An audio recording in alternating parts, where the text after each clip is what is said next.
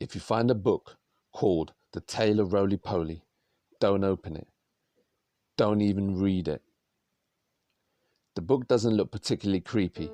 There are no ominous images on the cover, no words of foreboding. There is only a red plain canvas with gold letters that read, The Tale of Roly Poly. I never saw the book until Ginny pulled it from a collection on the shelf. It may have been left by previous owners. We had only moved to the neighborhood about a month ago. Ginny was already snuggled under the covers when I opened the book. At 6 years old, she was starting to read and never needed to be coaxed to bed if I promised her a story. Well, almost never. Princesses were her new obsession now, and we'd covered most of the classics, like Sleeping Beauty and Cinderella. The Tale of Roly Poly was a departure from the usual set list. You sure you want this one, Pumpkin? Ginny yawned. Yes, Daddy.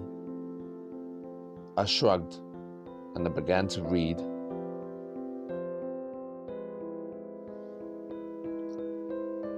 There were two boys, two children just like you. One was called Jack, the other was called Hugh. The boys sat in their room, for there was nothing to do. They were so bored, a common bugaboo. The book contained a simple illustration of two boys in a bedroom, decorated with baseball-themed wallpaper. They thought and they thought. They huffed and they puffed, until Hugh said, Phew, enough is enough. Let's play a game. We'll upend this loose end. I know, said Jack. I'll call on my friend. I groaned internally, and I hoped that Ginny would fall asleep soon.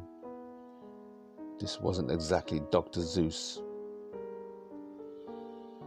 Jack took the book and said the words written down. Come out, you silly old clown.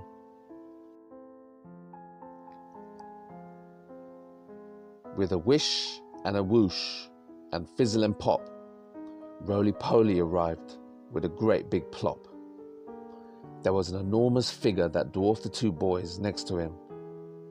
The man was dressed as a traditional pantomime clown, complete with rough, white makeup and garish red lips. How do, said the clown. I've come to play. You, said Hugh. Oh dear, holy moly. Don't be scared, declared Jack. It's just Roly Poly. What shall we do, said Hugh, all in a flutter, as he pulled out his toys from the bedroom clutter.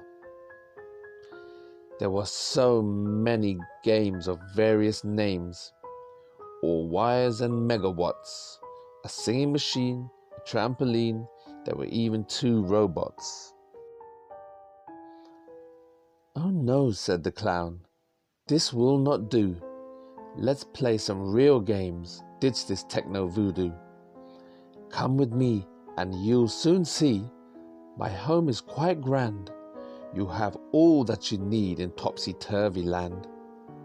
The two boys nodded, their hearts filled with glee. They took the clown's hands and counted 3 Mississippi.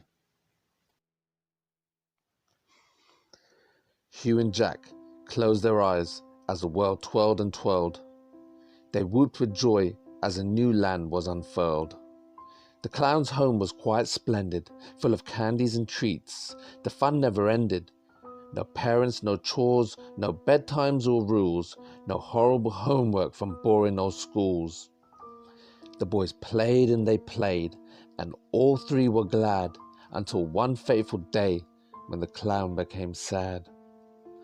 What's wrong, Roly Poly? Is there something we can do?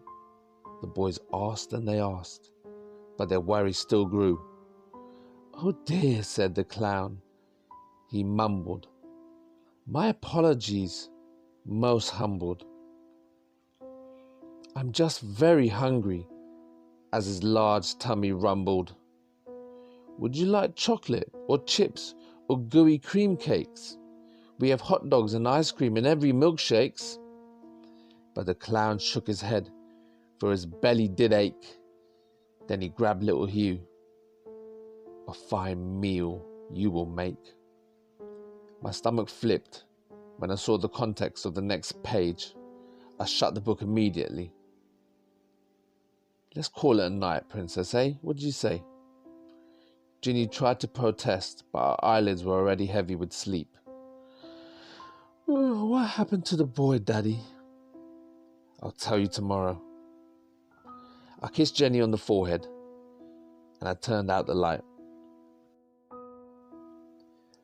I went downstairs and I poured myself a large glass of wine before reopening the book. The page that I'd closed contained the illustration of a gruesome scene. The clown held one of the boys above his head and had bitten into the child's left side. His teeth tore away chunks of pink flesh as blood trickled down his ruby-stained lips. The boy's eyes were shut, his tear-streaked face frozen in an agonized expression. Spurred on by morbid curiosity, I continued to read. Roly Poly grabbed the boy and held him aloft. He took a big bite. Sweet Hugh was so soft. He gnashed and he gnawed. He chewed and he slurped. When nothing was left, the clown loudly burped. He looked around. There was no Jack to be found. The boy had run. The chase had begun. Jack ducked and he darted. He ran and he ran. Roly Poly chuckled. Come back here, young man. This place is large. Indeed, it does sprawl. There is no way out. No way at all. The clown was quite right, for try as he might, Jack rushed to escape, but there was no exit in sight. I turned to the last page. The boy dangled from a hook over a gaping fire pit. Parts of his skin were cracked and blackened as the flames licked his small frame. The clown prodded the fire with a stick in one hand. The other hand waved to the reader as a maniacal smile revealed 2 rows of long, sharp teeth. The clown was so happy. This sweet meat was a treat. Hail to the chef. Bon appetit. The book ended there. I felt the bile rise in the back of my throat. What kind of twisted individual writes something like this? It was probably a desperate hack writer looking for some notoriety. Whatever it was, it left a bad taste in my mouth. I finished my wine and I threw the book in the trash. I woke up early the next morning and I took the paper that was lying on the doorstep. It was Sunday, but I never liked to sleep in. I put on a pot of coffee and I glanced at the headline on the countertop. My heart froze. 5th anniversary of local boy's disappearance.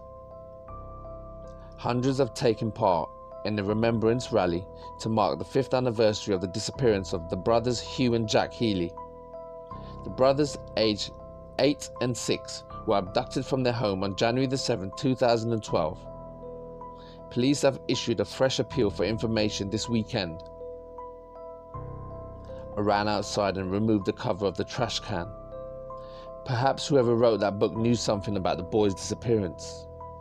At the very least, I needed to report this sick material to the police. My stomach lurched as I regarded the contents of the can. The book was gone. A primal panic rose in my chest as I dashed upstairs to Ginny's bedroom. A single piece of paper laying atop the crumpled sheets of her empty bed. Ginny picked a good book. A true tale to excite.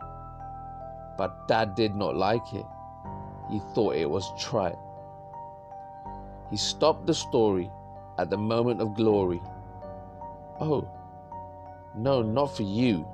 This part is unfit. The clown did not like that. Not one little bit. So Roly Poly told Ginny, who was ever so skinny, let's have some fun. We'll show that old ninny. And now Ginny plays in the land topsy-turvy, full of sugar and spice and all things girly, while the princess holds court in dresses of satin. The clown simply smiles. She'll do, I'll fatten. It's been 1 week since Ginny went missing. I've given the page to the cops, but they're as baffled as I am. Every hellish verse of that awful book is seared into my skull. I can't sleep. I can't eat. I'm typing this as both an appeal and a warning. If you find this book, don't open it. Don't read it. Call the police. A child's life may depend on it.